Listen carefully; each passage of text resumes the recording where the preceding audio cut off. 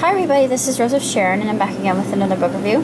I just recently read Brief Answers to the Big Questions by none other than Stephen Hawking himself. This was actually a book that was written posthumously, which is actually very sad because there is a dedication or acknowledgement. Well, Lucy actually signs and dates it from July 2018, and it says the Stephen Hawking estate would like to thank certain people, and it says that he was well known for his scientific and creative collaborations throughout his career. From working with colleagues to groundbreaking scientific papers to collaborating with scriptwriters such as the team from The Simpsons. I do remember that episode. It's one of my favorites.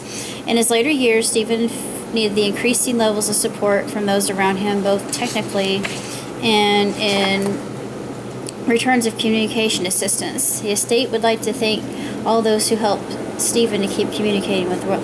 Yeah, I have to say kudos to the communication team, because I know that their status wasn't exactly the most rewarding or probably the easiest to actually implement every day, but we're not really here to talk about, well, he does mention his disabilities in the book, and he kind of contradicts himself when he's talking about God, which I thought was very interesting, because I believe that God exists. I don't think that something can come from nothing that defies my reasoning and my logic altogether, because I would think there would have to be something. But of course,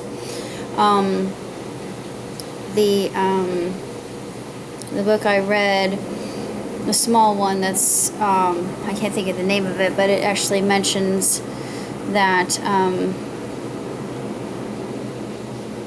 what we know is God is everything, nothing, and all things in between. And I thought, well, that makes absolutely zero sense, but then again, it's God, so we can't really put him in a box, and he actually puts him in a box here. He equivocates him to a human figure, which, no, I know better.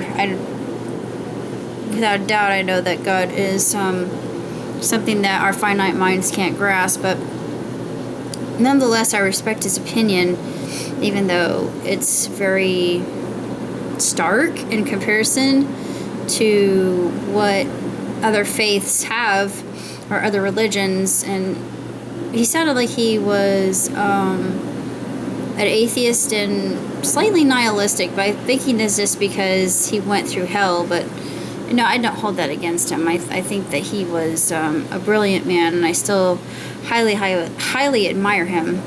And one thing I found very interesting is, I know this about black holes, but he said whether it would be a black hole or a supermassive black hole, there's no way you could win, because with the event horizon, upon approaching event horizon with the black hole, whether it be irregular or supermassive, the regular would spaghettify you, and the supermassive black hole would compact you into dust and nothingness. So you're damned if you do either way. And that's, I don't know which would be a worse way to go. I'm thinking both would be extremely painful.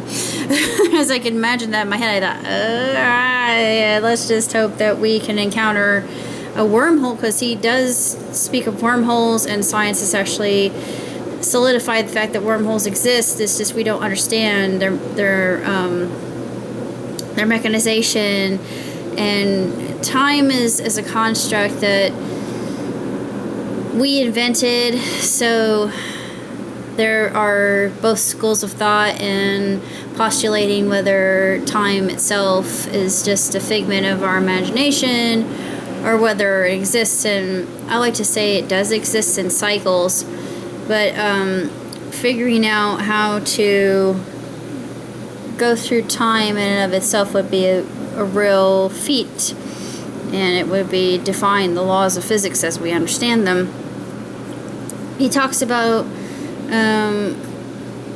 he doesn't really think that there's intelligent life, and of course there are ufologists that would be absolutely dismayed. And he says well, just be glad that they aren't. And one thing that gave me pause, the one chapter that I liked out of all the chapters was the one on artificial intelligence, because a lot of people think I'm a Luddite, and I am to a certain extent. I trust tech, don't get me wrong, but only in as much as it has a kill switch if something becomes a little bit too dicey.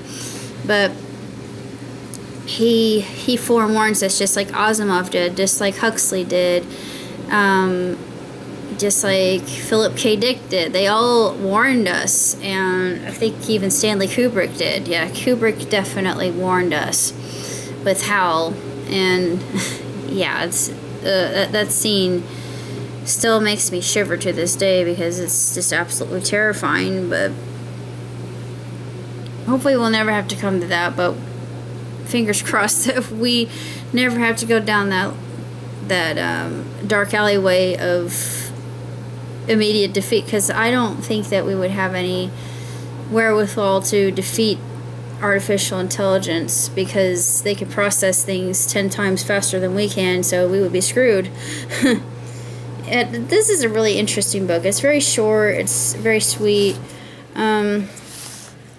It's not one that I'm going to keep. The one I have kept for many, many years is Universe in a Nutshell, Brief History of Time, which Brief History of Time was the first book that he ever wrote, and the one that actually solidified him as a genius. Well, it was already known before that, but then he became the people's physicist, because he would speak in such a way, or try to make people understand in layman's terms that only he could convey, and you could hear his sarcasm. And yeah, he was cheeky, and a good movie that really shows that other side of him, the more playful side and the more romantic side, is Theory of Everything, which is actually one of my favorite movies of all time. But that's all I have to say about brief answers to the big questions. So if you're interested, if you're intrigued at these questions, I'm going to read them. Is there a God? How did it all begin? Is time travel possible? What's inside a black hole? Is there other intelligent life in the universe? Will artificial intelligence outsmart us? God, please, no. How do we shape the future? Should we colonize space? Can we predict the future? Will we survive on Earth? And those are all the questions that he actually fields in this book. But it's one that I think that everybody can pick up and really savor and enjoy. But it's, despite the fact of it being a very small book, it's very meaty. But all of Hawking's books are, just because of the amount of information you're getting in them. That's about all I got to say about brief history. Actually, not brief history, but brief answers to life's big questions. Until next time, live long, prosper. Dun, dun, dun.